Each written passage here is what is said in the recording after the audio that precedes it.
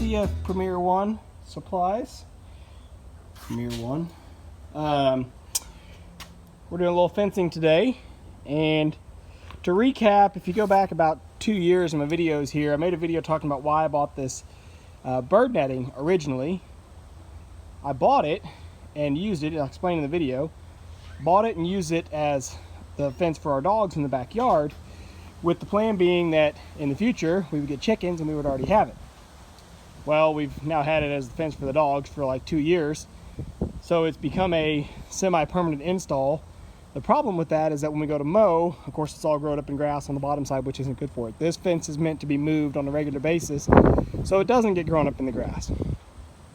So the last time I had to move it, I got all sorts of fired up and aggravated because our soil is not generous. So I have to hammer the posts in, and then I have to basically dig them back out with a claw hammer.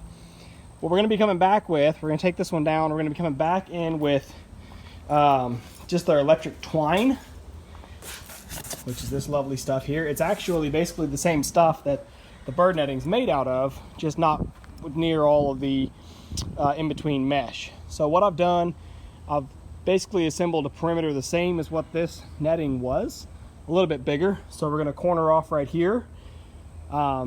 You've got the furthest corner out there, a little change in direction there, and a corner right over here past my wife, and then we'll tie in back here at the house. So she's going around taking down the old stuff. We'll get it rolled up and put in storage. But all we're doing, like I said, this is still what I would consider a semi-permanent install, but it's going to be a multi-strand fence instead of netting. So the bottom strand will be able to be, a foot off the ground, high enough the dogs can't crawl under it, and we'll still be able to mow easily underneath of it. So we've got the T-posts, we've got these corner insulators. See if I can get one out of the bag here to show you. These corner insulators, which I've got to kind of figure out how exactly they install, but I think I've mostly figured it out already. We'll probably just run our wire through here against the T-post and then just drop the twine in there and just notch it in and pull it tight. And then we've got these line posts, which are step-in. They're a step-in post, but they also have a drive cap on them, which is absolutely necessary, again, for our soil. You can't just step these things in, not a chance. If it rained and the ground was wet, maybe. But, I mean, we've had recent rains, and it's just this soil's got so much clay and it packs ridiculously hard. So, anyway, let's get some insulators on. Let's get some twine strung out, and we'll see how she looks. Okay, so it's coming along pretty easy, surprisingly well. The worst part was driving the T-posts because this ground is so stinking hard. But yeah, you can see we just did 2 for right now. I originally was planning a 3-strand, but just looking back, every time I've ever run electric fence for the dogs, it was 2-strand. So we're going to try 2-strand to see if they learn to respect it. If I see them jumping over it and getting brassy, then we'll just run a 3rd strand. But I think they'll pretty well respect it. They pretty much don't ever cross the bird netting unless it was like totally fell down. And we can, adjust the height. But no, I really like this. I really, really like this stuff. It's much cleaner look to me than, old metal electric fence posts with yellow insulators. Like that just to me, I know I didn't mind it, but like this just looks pretty, I feel like. And I don't mind having T-posts as a fence in the backyard. Some people would want, all wood posts and all decorative, but T-posts, I like them. So anyway, these line posts, they're really not load bearing in any way. So even though they're not driven all the way in, they're driven in plenty deep. There's a spike on the bottom that's like, 3 or 4 inches long. And then these little insulators here, they just snap on. You lay them on sideways and then just twist them to snap on. They're a little tough to put on. Premier One has a insulator install tool. I didn't figure I needed it. They said, just after you're done doing, 50 of these or whatever, your thumbs might be a little sore. So apparently their little tool somehow makes it easier. But you can snap it in, and then even once it's snapped in, you can still turn it on the post, and you can run it up and down the post if you need to. So if something dropped on this fence, like a big limb fell and hit the fence, it would actually slide them down, is the idea, without snapping the wire.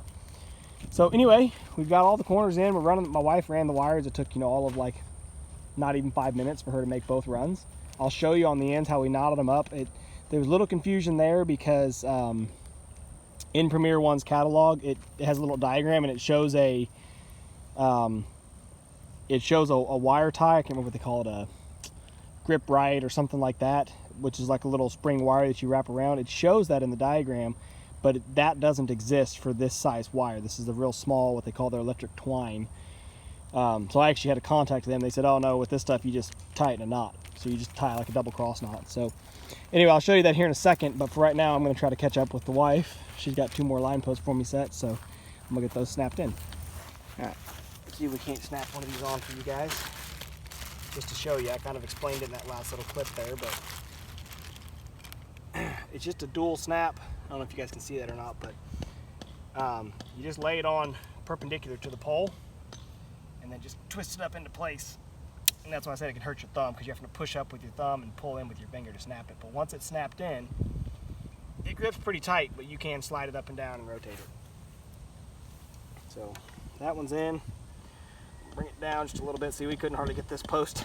This post is only about 2 inches into the ground maybe, but if it rains and we get the ground softer, a little softer, I'll come out here and drive them a little deeper. But these line posts aren't supporting any tension or really any weight unless something pushes on them. Otherwise, they're purely here just to manage the elevation of your wire. So they don't have to be in there all that tight. So there's that one. Maybe we can do one more for you. Yeah. Pretty quick install. I like it. Oh yeah, okay. Got myself thrown off because I went to the inside of the fence. So we're setting the post on the outside of the wire. I don't know if it makes any difference or not. I guess this is better to have the post on the outside versus the inside.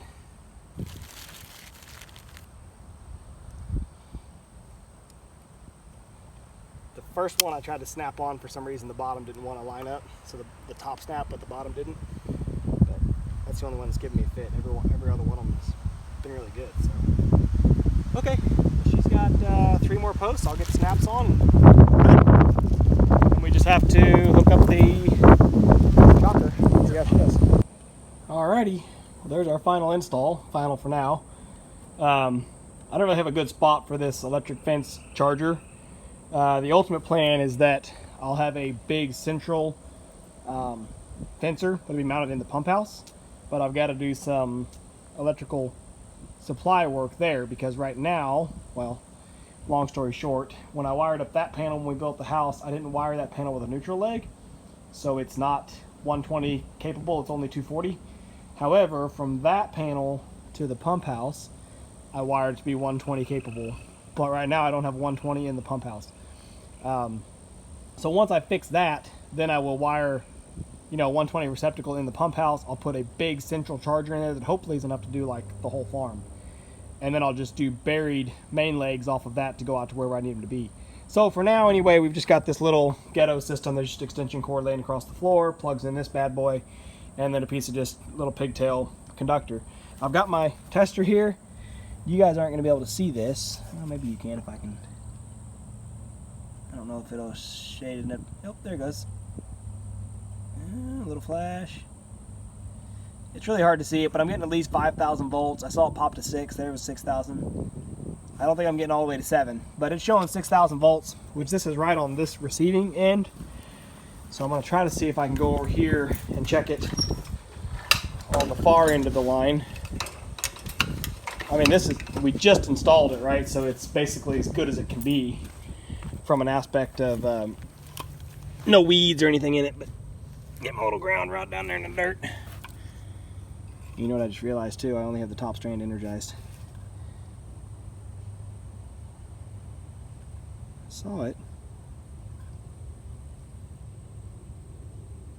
3, 4.